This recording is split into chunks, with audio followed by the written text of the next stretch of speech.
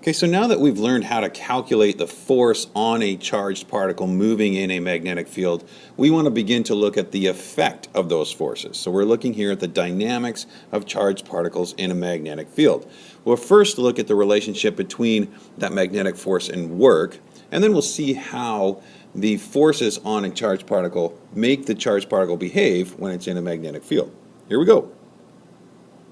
Now, as I'm sure you remember, in order for work to be done, a force has to act on an object, making it move. So it would seem that a magnetic field could do work on a moving charged particle, since it does exert a force on it, and the thing does move.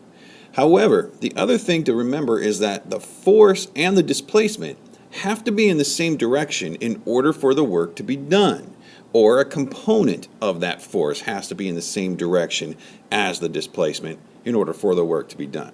So the magnetic force, by the right-hand rule, is always perpendicular to both the magnetic field direction and the direction of motion. So the force is mutually perpendicular to the field and the direction of motion.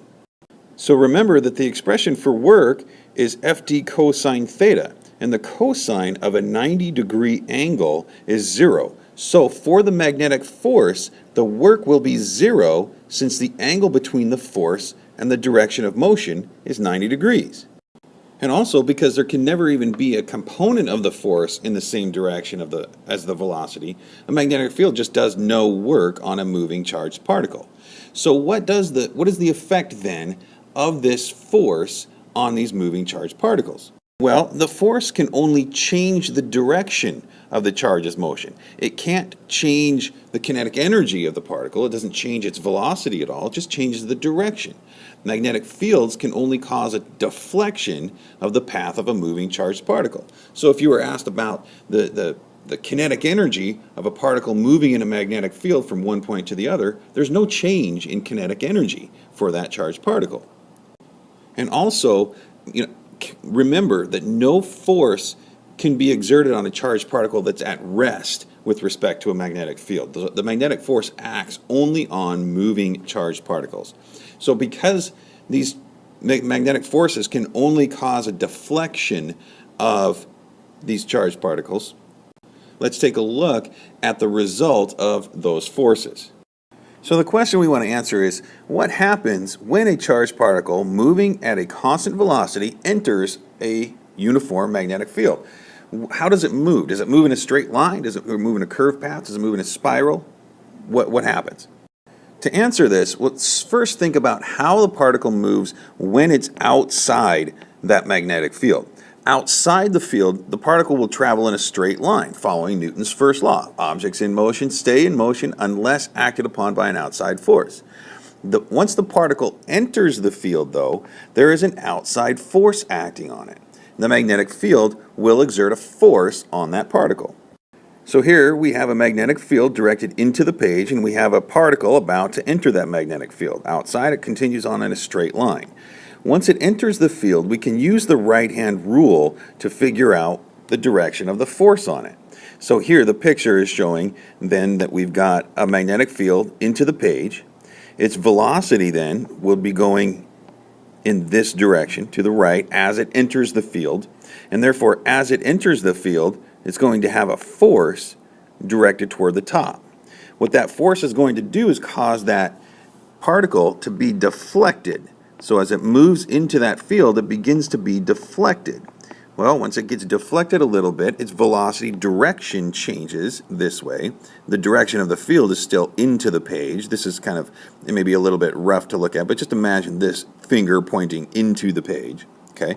And that force then is now changed to be in this direction, causing that particle to be deflected a little bit more. So as it deflects up this way, at another point, it's been deflected to here. And so what we end up with is a velocity in this direction, a force here. And it's easy to see that as this particle enters this magnetic field, it's going to be deflected in such a way that it will follow a curved path.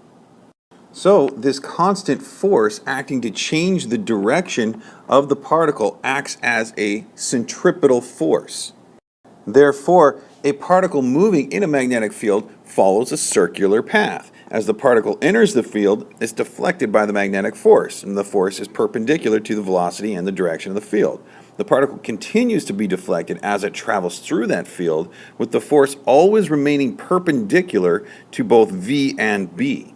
If the field is large enough, then it will cause that particle to move with circular motion.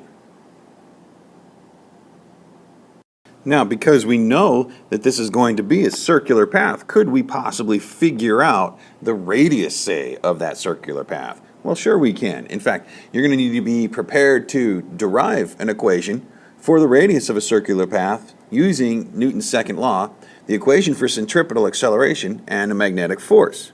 That would be these three guys right here. Now, this particle undergoes a centripetal acceleration, which is resulting from a force acting on it. So just as we've done before, using the equation for centripetal acceleration and Newton's second law, we can show that the magnitude for that centripetal force is equal to mv squared over r. Now, because that centripetal force is caused by the magnetic force of that field on that particle, when the angle between the field and the velocity of the particle is 90 degrees, the sign's 1, right? So that sign is 1.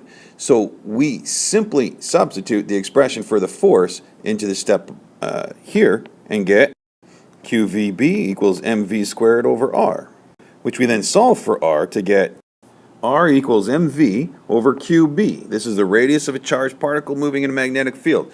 This is not on your equation sheet. You'll need to derive it using these steps provided here.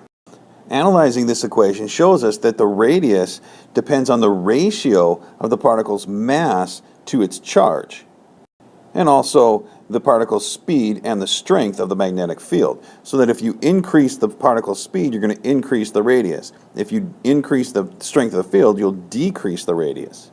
We can also see from this equation that the radius of the path is proportional to the momentum of the particle. The momentum, of course, is mv right here.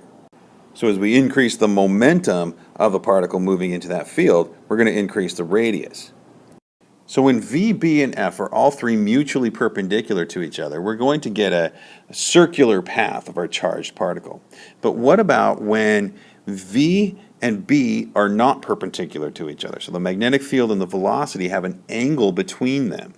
In those cases, the velocity can be broken up into components of parallel and perpendicular components to that field. The parallel component will continue without change. So looking from a top view, we can see that the perpendicular component will change, which leads to this circular motion. The net result is a helical path that spirals around the field lines. This is exactly what happens in Earth's magnetic field. As Earth's magnetic field leads particles into the atmosphere near the poles, it causes them to spiral in this helical spiral, which results in the aurora borealis, or the northern lights. When those particles enter the atmosphere near the north or south poles, those are ionized and create this ghostly little glow of the aurora borealis. Okay, so now let's compare the motion of a proton in an electric field and a magnetic field. When a proton enters an electric field, it will experience a force that's parallel to the field line. So if we were to shoot a proton into this electric field here, it's going to experience a force that bends it toward the negative plate. If we were to shoot that same proton into a magnetic field, we can tell that by the right-hand rule, which would put V along this way, B parallel to the magnetic field, we would see that the force would cause that particle to be deflected upward. So an electric field would cause that particle to be deflected 90 degrees parallel to that field. A magnetic field would cause that particle to be deflected 90 degrees perpendicular to the field. So the question becomes, how can we get a charged particle to move with a constant velocity through a crossed electric and magnetic field? Well, because in an electric field, the particle will be deflected along the lines of force, and in a magnetic field, the particle will be deflected perpendicular to the lines of force. To get the particle to have a constant velocity, the magnetic field and the electric field have to be perpendicular to each other. And this is exactly what we do with a piece of equipment called a mass spectrometer. A mass spectrometer is a piece of equipment that's used to separate matter particles from one another based on their mass. This picture here shows a kind of a real simplified version of a mass spectrometer.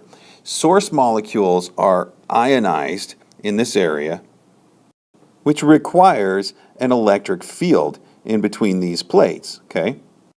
As long as this magnetic field here extends into that area so that it's perpendicular to the direction of that electric field, this particle will shoot straight at constant velocity through this space. Then it reaches this area here where the electric field is gone and it's subjected to just the magnetic field, and it has a curved path. And well, we know that the radius of their path then is a function of their charge and their mass. As long as there's this crossed magnetic and electric field in here, it enters the field, enters the magnetic field with a constant velocity. It's going to have a constant magnetic field. And as long as the particles have the same charge, only their masses will determine their path. If you were to then set up some sort of screen here, marking where they hit that screen, then you can determine their mass and then therefore what type of particle they are based on their position on that screen. And this type of situation here sets up a really great problem that we can take a look at. Okay, so here we've got a particle with an unknown mass and charge moving with a constant velocity as it passes undeflected through a pair of parallel plates, as shown. These plates are separated by some distance. It says here 5 times 10 to the negative 3 meters, and a constant potential difference is maintained between them. We have a uniform magnetic field in between the plates and outside the plates of 1.2 Tesla. It's directed into the page, so we've drawn the X's as that field is directed into the page. After the particle passes into the region to the right of the plates, where only the magnetic field exists, it follows this trajectory with a radius of 0.1 meters.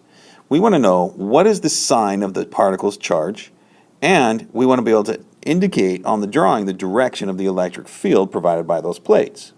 So to start, let's use our right-hand rule to figure out the sign of that charge. If we look at this, the velocity of the particle is directly into, as it enters that magnetic field, where it's just the magnetic field and not the electric field, it's moving directly to the right, okay? The magnetic field, B, is directly into the page, okay? So it goes back into the page, making the force point straight up. Well, we see from our picture that this particle, when it's maybe in a position halfway through its radius, right, its velocity would be pointing straight down. The B is into the page, and F would be over to the right, okay? What this is telling us then is that as we use our right-hand rule and follow this around to other places, this particle is moving in the opposite direction than what the force on a positive particle would be. That tells us then that this must be a negative charge. Now, the next part of this asks us to indicate the direction of the electric field provided by the plates. Well, if this particle, now we're going to be looking at the particle as it's in between these two charged up plates. The velocity is pointed in this direction here, okay? Our magnetic field, still pointing into the page then, gives the magnetic force on that particle pointed straight down. So FB is pointed straight down. In order to maintain a constant velocity then here, we have to have another force pointing straight up, so the electric force on this particle has to be pointing in the opposite direction as the magnetic force. Because this particle is an electron, it's a negative charge, the only way then to get an electric force pointing straight up is to have our electric field pointing from top to bottom. The electric field, again, remember, it points in the direction of a force on a positive charge. So in order to get a force pointing straight up on a negative charge, that field has to be pointing from top to bottom, from the top plate to the bottom plate. So this would be our positive plate. There's our negative plate. Okay, we'll talk quite a bit more and look at other problems like this once we get into class. We'll see you then.